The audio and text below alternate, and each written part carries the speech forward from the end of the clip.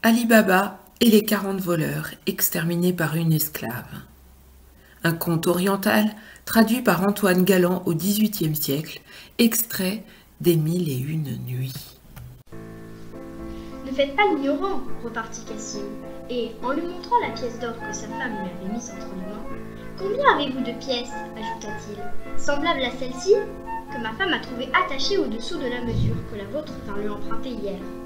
À ce discours, Ali Baba connut que Cassim et la femme de Cassim, par un entêtement de sa propre femme, savaient déjà ce qu'il avait un si grand intérêt de tenir caché.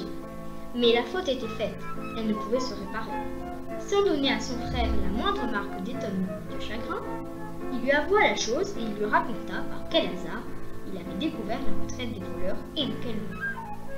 Et il lui offrit, s'il voulait garder le secret, de lui faire part du trésor.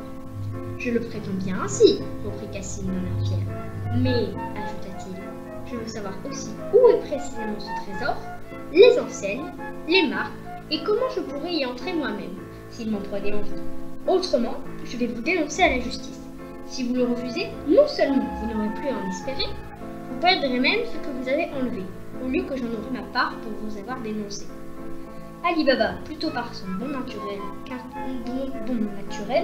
qu'intimidé par les menaces insolentes d'un frère barbare, l'introduisit pleinement de ce qu'il souhaitait, et même des paroles dont il fallait qu'il se servît, tant pour entrer dans la grotte que pour en sortir. Cassim n'en demanda pas davantage à Ali Baba. Il le quitta, résolu de le prévenir, et, plein d'espérance de s'emparer du trésor lui seul, il part le lendemain, de grand matin avec la pointe du jour, avec 10 mulets chargés de grands coffres, qu'il se propose de remplir en se réservant d'en mener un plus grand nombre dans un second voyage, à proportion des charges qu'il trouverait dans la grotte. Il prend le chemin qu'Ali Baba lui avait enseigné, il arrive près du rocher et il reconnaît les enseignes et l'arbre sur lequel Ali Baba s'était caché. Il cherche la porte, il la trouve, et, pour la faire ouvrir, il prononce ces paroles « Sésame, ouvre-toi ». La porte s'ouvre, il entre, et aussitôt elle se referme. En examinant la grotte, il est dans une grande admiration de voir beaucoup plus de richesses qu'il ne l'avait compris par le récit d'Ali Baba, et son admiration augmente à mesure qu'il examine chaque chose en particulier.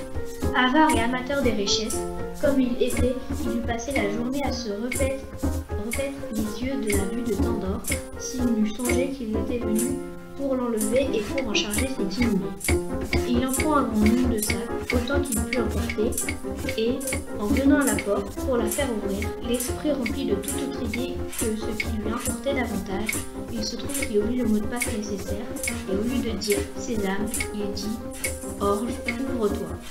Et il est bien étonné de voir que la porte, loin de s'ouvrir, demeure fermée. Il nomme plusieurs autres noms de grains, autres que celui qu'il fallait, et la porte ne s'ouvre pas. Il ne s'attendait pas à cet événement. Dans le grand danger où il se voit, la frayeur se saisit de sa personne. Et plus il est fort pour se souvenir du mot sésame, plus il embrouille sa mémoire. Et bientôt, ce mot est pour lui absolument comme s'il n'en avait jamais entendu parler. Il jette par terre les sacs dont il était chargé.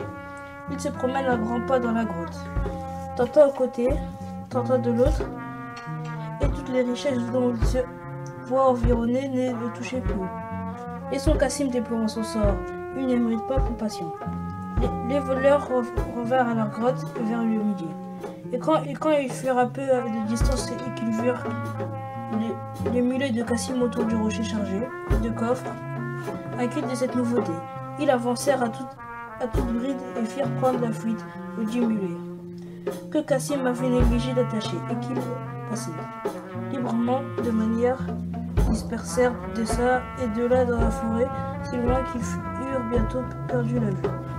Les voleurs ne se donnèrent pas la peine de courir après les mulets. Il leur avait apporté davantage de trouver celui à qui il appartenait. Pendant que quelqu'un tourne autour du rocher pour le chercher, le capitaine, avec les autres, met un pied à terre et va droit à la porte, le sabre à main, prononce les paroles et la porte s'ouvre. Ce feuilleton radiophonique vous est proposé par les élèves de 5e 2 et 5e 3 du collège Sainte-Anne-Sainte-Famille, heureux lecteurs, et par les élèves de première option musique, géniaux compositeurs. L'ensemble a été supervisé par M. Butez, Mme Lallier, Paul et Ariane, Mme Lepage et diffusé sur vos ondes grâce à la web radio Stepha. Merci de votre fidèle écoute, chers amis auditeurs, et à bientôt.